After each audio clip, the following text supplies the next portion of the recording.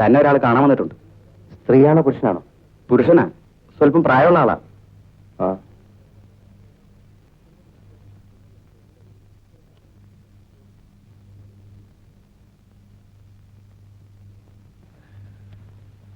എന്താ തിരക്കിലാണോ? ഏയ് സാരമില്ല. എന്താ വിശേഷം? അകത്തേക്ക് ഇരിക്കാം. വേണ്ട, ഞാൻ ബാലിനോട് പറയാൻ പാടുണ്ടോ എന്ന് എനിക്കറിയില്ല. പക്ഷെ എന്തോ പരിചയപ്പെട്ടപ്പോൾ തന്നെ സ്വന്തം കുടുംബത്തിലൊരാളാണ് ബാലിനെന്ന് തോന്നി. എങ്കിൽ മുഖവരെ ഒന്നും വേണ്ടല്ലോ, കാര്യം പറഞ്ഞോളൂ.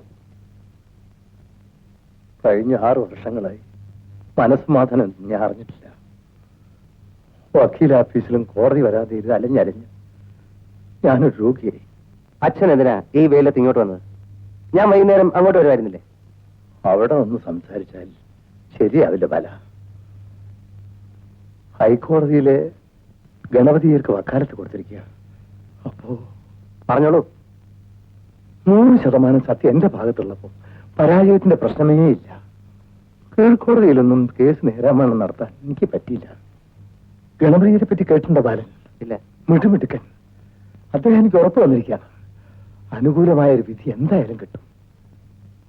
പക്ഷേ തൽക്കാലം ഞാനിതൊക്കെ ബാലിനോട് പറഞ്ഞത് അന്തി അറിയണ്ട. ഇല്ല, പറഞ്ഞോളൂ. ഒരു 10,000 രൂപ ഉണ്ടെങ്കിലേ കാര്യം നടക്കും. ബാലിന്റെ കയ്യിലില്ലെങ്കിൽ വേറെ എവിടെന്നെങ്കിലും വാങ്ങിച്ചു തന്നാലും മതി. നമുക്ക് പലിശ എത്ര വേണമെങ്കിലും കൊടുക്കാം. അത് ഞാൻ ബാലിനെ ബുദ്ധിമുട്ടിക്കാണോ? ചേച്ചേ, എന്നോട് ഒരു അടുപ്പം തോന്നിയതുകൊണ്ടാണല്ലോ ചോദിക്കുന്നത്.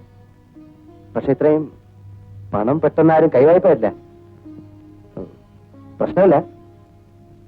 ഒരു പ്രോപ്പർട്ടി പണയം വെച്ചാൽ എവിടെന്നെങ്കിലും പണം കിട്ടാൻ സാധ്യതയുണ്ടോ? അത് ഞാൻ ബാലിനെ വിഷമിപ്പിക്കലാവില്ലേ? പിന്നെയും അത് തന്നെ പറഞ്ഞാലോ. എവിടെ പണയം വെക്കാം അത് പറ. പ്രോപ്പർട്ടി ഉണ്ടെങ്കിൽ പിന്നെ ബാക്കിയൊക്കെ ഞാൻ ഏർപ്പാട് ചെയ്തോളാം. ഈ ഉപകാരം ഞാൻ ഒരിക്കലും മറക്കില്ല ബാല. എന്നെ ഇങ്ങനെ അന്യനായിട്ട് കാണുന്നത് എനിക്കിഷ്ടമല്ല.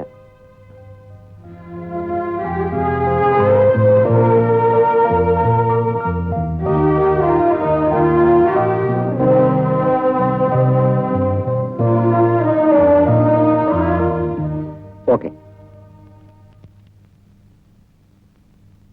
ഇതാ. താങ്ക്സ്.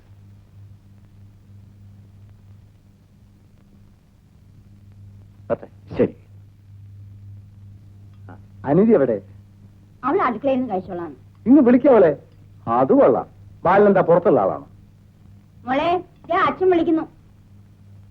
ഈ കൂട്ടാൻ വളരെ നന്നായിരിക്കുന്നു. ഞാൻ വെച്ചതല്ല, മോളുണ്ടാക്കിയതാ. ഇവ ഉണ്ടാക്കിയ വായ നോക്കാൻ കൊള്ളില്ല. പക്ഷെ എന്റെ മോള് പഠിക്കാനും പഠിപ്പിക്കാനും മാത്രമല്ല പാചകകലയിലും മിടുപിടിക്കുക. നിനക്ക് എന്താ മോളെ ഇവിടെ വന്നിരുന്നാല്? ബാലനെന്താ അന്യനാണോ? എന്റെ മോനാണ്. ഇന്നത്തെ കാലത്ത് ഇത്രയും സ്നേഹമുള്ള ചെറുപ്പക്കാരനെ മഷിയിട്ട് നോക്കിയാൽ കാണില്ല.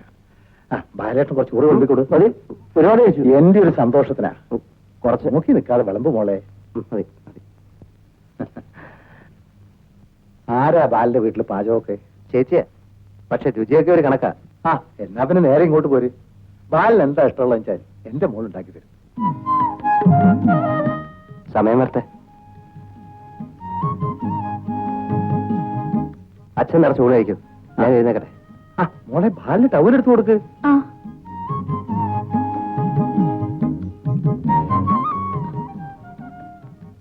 അച്ഛന് വലിയ ഇഷ്ടമായിരിക്കാണല്ലോ ആളിനെ. ഇഷ്ടപ്പെടാതിരിക്കാൻ കാരണമൊന്നുമില്ലല്ലോ. എനിക്കെന്താ ഒരു കുറവ്? MA കാരനല്ലേ, സൽസ്വഭാവിയല്ലേ, സ്മാർട്ട് അല്ലേ, കണ്ടവന സൗന്ദര്യല്ലേ? 2000 രൂപ ശമ്പളവും അല്ലേ? അതോ, അത് അച്ഛനും അമ്മയ്ക്കും എന്നെ പറ്റി ഒരു മതിപ്പുണ്ടാവാൻ ഞാനൊരു നുണ പറഞ്ഞതാ. അച്ഛന്റെ മനസ്സിൽ എന്തൊക്കെയുണ്ട്? എന്ത് ആവോ എനിക്കറിയില്ല. ചിലപ്പോ സുന്ദരനും സൽസ്വഭാവിയുമായ ഒരു MA കാരനെ കൊണ്ട് മകളെ കെട്ടിക്കുന്ന കാര്യമാവാം. പിന്നെ ആരെ?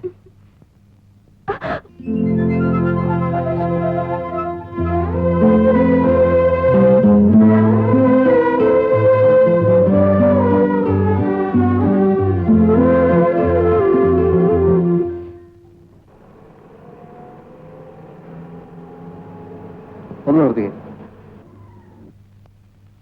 ഹലോ, ഒരു സംശയം ഉണ്ടായിരുന്നു.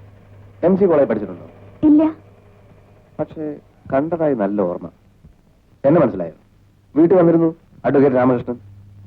ടീച്ചറാണെന്ന് അച്ഛൻ പറഞ്ഞു. ഉം. എവിടെയാ സ്കൂള്? ഇവിടെ അടുത്താ. സമയമായി. കാറുണ്ട്, ഞാൻ ഡ്രോപ്പ് ചെയ്യാം. No thanks. ഒരു അപരിചിതന്റെ കൂടെ സഞ്ചരിക്കാനുള്ള മടി കൊണ്ടായിരിക്കും. ക്ഷമിക്കണം, എനിക്ക് പേരറിയില്ല. Anita. Good name. Miss Anita അന്ന് എന്റെ മുമ്പിൽ വെച്ച് അച്ഛനെ വരട്ടുന്നത് കണ്ടപ്പോ ആദ്യം ഞാനൊന്ന് അമ്പരന്നു. പക്ഷെ മിസ്റ്റർ കൃഷ്ണൻകുട്ടി നായരുടെ ചരിത്രമൊക്കെ അറിഞ്ഞപ്പോൾ അത് ആവശ്യമാണെന്ന് മനസ്സിലാവുകയും ചെയ്തു. But I can save him. നിങ്ങളെപ്പോലെ എത്രയോ വക്കീലന്മാർ അച്ഛന്റെ കാശുകൊണ്ട് ഓരോ കര പറ്റിയിട്ടുണ്ട്. അവരും പറഞ്ഞിരുന്നത് അച്ഛനെ സേവ് ചെയ്യുമെന്നാണ്. You are thoroughly mistaken miss Anita. ഞാൻ വക്കീൽ പണി ചെയ്യുന്നത് വെറും ഒരു ത്രില്ലിന് വേണ്ടിയാണ്. അനിതയുടെ അച്ഛനാണല്ലോ. അദ്ദേഹത്തെ രക്ഷിക്കാൻ എനിക്കിപ്പോ ഒരു പ്രത്യേക താല്പര്യവും തോന്നുന്നു. മനസ്സിലായില്ല. എന്തോ അങ്ങനെ തോന്നുന്നു. ആദ്യം കണ്ടപ്പോ തന്നെ ഉള്ളിന്റെ ഉള്ളിൽ എവിടെയോ എന്തോ.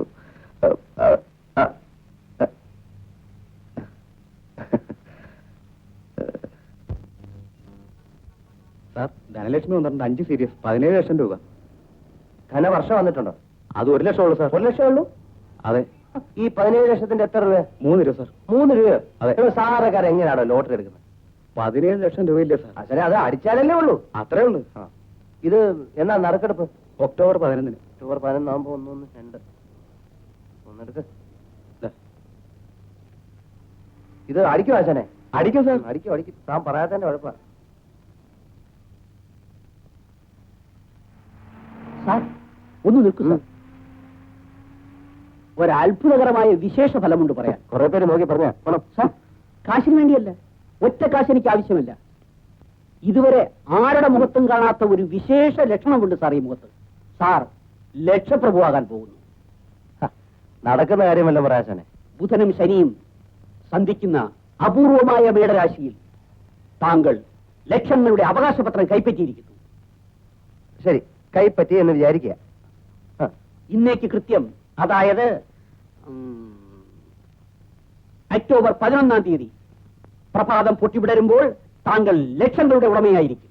ഒക്ടോബർ 11-ാം തീയതി. ചേടാ, ഞാൻ പോന്നു സാർ.